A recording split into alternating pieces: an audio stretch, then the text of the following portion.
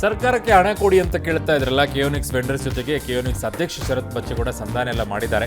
ಹಂತವಾಗಿ ಕೊಡ್ತೀವಿ ಅಂದಿರೋ ಅವ್ರು ಒಪ್ಕೊಂಡಿಲ್ಲ. ನಾಳೆಯಿಂದ ನಾವು ದಯಾಮರಣಕ್ಕೆ ಅರ್ಜಿ ಹಾಕ್ತೀವಿ, ಅಮರನಾಥ ಉಪವಾಸ ಕೂಡ ಮಾಡ್ತೀವಿ, ಬಟ್ಟೆ ಬಿಚ್ಚಿ ರಸ್ತೆಗಿಳಿತೀವಿ ಅಂತೆಲ್ಲ ಹೇಳಿದ್ದಾರೆ. ನೋಡೋಣ ಏನು ಮಾಡ್ತಾರೆ. ರೇಪ್ ಆರೋಪಿ ಪ್ರಜ್ವಲ್ ರೇವಣ್ಣಗೆ ಹೈಕೋರ್ಟ್ ಶಾಕ್ ಕೊಟ್ಟಿದೆ. ಪ್ರಕರಣಕ್ಕೆ ಸಂಬಂಧಿಸಿದ ಚಿತ್ರಗಳು, ವಿಡಿಯೋಗಳು ಅಶ್ಲೀಲವಾಗಿದೆ, ಇದಕ್ಕೊಂದು ಮಿತಿ ಬೇಕಲ್ವಾ ಅಂತ ಆರೋಪಿ ಪರ ವಕೀಲರಿಗೆ ಪ್ರಶ್ನೆಯನ್ನ ಮಾಡಿದ್ದಾರೆ. ಮಹಿಳೆಯರ ಖಾಸಗಿತನ ಗೌರವಿಸುವುದು ಕರ್ತವ್ಯ ಅಂತ ಹೈಕೋರ್ಟ್ ಚಾಟಿಸಿದೆ. ಹಸುವಿನ ಕೆಚ್ಚಲು ಕೊಯ್ದ ಪ್ರಕರಣದಲ್ಲಿ ಈಗ ರಾಜಕೀಯ ಸ್ವರೂಪ ಪಡ್ಕೊಂಡ್ಬಿಟ್ಟಿದೆ. 3 ಹಸು ಕೊಟ್ಟಿದ್ರಲ್ವಾ, ಅದು ನಮಗೆ ಬೇಡ, ನಮಗೆ ನ್ಯಾಯ ಕೊಡಿಸಿ ನಮ್ಮ ಹಸುಗಳಿಗೆ ಅಂತ ಕೇಳಿದ್ದಾರೆ.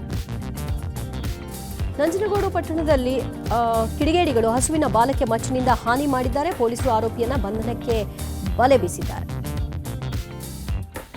ಐಶ್ವರ್ಯಗೌಡ ಅಂತಿದ್ದಾರಲ್ವ, ವಂಚನೆ ಮಾಡಿದ್ದು ಬ್ಯಾಂಕ್ ಅಕೌಂಟ್ನಲ್ಲಿ ಎಷ್ಟಿತ್ತಂದ್ರೆ 69 ಕೋಟಿ ಟ್ರಾನ್ಸಾಕ್ಷನ್ ಆಗ್ಬಿಟ್ಟಿದೆ ಅಂತ. ಒಯ್ಯಪ್ಪ, IT ರಿಟರ್ನ್ಸ್ ಕೂಡ ಫೈಲ್ ಮಾಡಿಲ್ಲ ಅಂತ ಫ್ರೀಸ್ ಮಾಡಕ್ಕೆ ಮುಂದಾಗ್ತಿರಂತೆ. ಇಲ್ಲಿವರೆಗೆ ಏನು ಮಾಡ್ತಿದ್ರೆ IT ಇಲಾಖೆ? ನೀಟ್ UG ಪರೀಕ್ಷೆಗಳ ವಿಚಾರದಲ್ಲಿ ಕೇಂದ್ರ ಸರ್ಕಾರ ಮಹತ್ವದ ನಿರ್ಣಯ ಕೈಗೊಂಡಿದ್ದು OMR ಪದ್ಧತಿಯಲ್ಲಿ ಪರೀಕ್ಷೆ ನಡೆಸುವುದಾಗಿ ತಿಳಿಸಿದೆ. ಜಮ್ಮು ಕಾಶ್ಮೀರದ ರಜೌರಿಯ ಜಿಲ್ಲೆಯಲ್ಲಿ ಬುದಾಲ್ ಗ್ರಾಮದಲ್ಲಿ ಕಳೆದ 1.5 ತಿಂಗಳಿಂದ 15 ಮಂದಿ ಸಾವನ್ನಪ್ಪಿದರಂತೆ. ಏನಕ್ಕೆ ಅಂತ ಗೊತ್ತಾಗ್ತಿಲ್ಲ. ಈಗ ತನಿಖೆಗೆ ಮುಂದಾಗಿದ್ದಾರೆ ಅಬ್ದುಲ್ಲಾ ಸರ್ಕಾರ. ಸರಿಗಮ ವಿಜಿ ಅಂತ್ಯಕ್ರಿಯೆ ಚಾಮರಾಜಪೇಟೆಯ TR ಮಿಲ್ನಲ್ಲಿ ನೆರವೇರಿತು.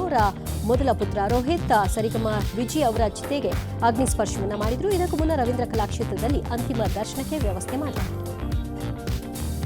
ಟೀಮ್ ಇಂಡಿಯಾದವ್ರದ್ದು ಕ್ರಿಕೆಟ್ನಲ್ಲಿ ಕಳಪೆ ಆಟ ಮಾಡ್ಬಿಟ್ರಲ್ವಾ, ಅದಕ್ಕೆ ಇನ್ಮೇಲೆ ಫಿಟ್ನೆಸ್ ನೋಡ್ಕೊಂಡೆ ಯೋಯೋ ಟೆಸ್ಟ್ ಅಂತ ಹಳೆಯದು ಫಿಟ್ನೆಸ್ ಟೆಸ್ಟು ಅದನ್ನ ಮಾಡ್ತಾರಂತೆ. ಇನ್ನು ರಣಜಿಯಲ್ಲೂ ಫಸ್ಟ್ ಆಡಿ ನೀವು ಅಂತ ಹೇಳ್ಬಿಟ್ಟು ಎಲ್ಲರಿಗೂ ಹೇಳಿದ್ದಾರೆ. ಆಡ್ತಾರೆ ಎಲ್ಲೋ ನೋಡ್ಬೇಕು.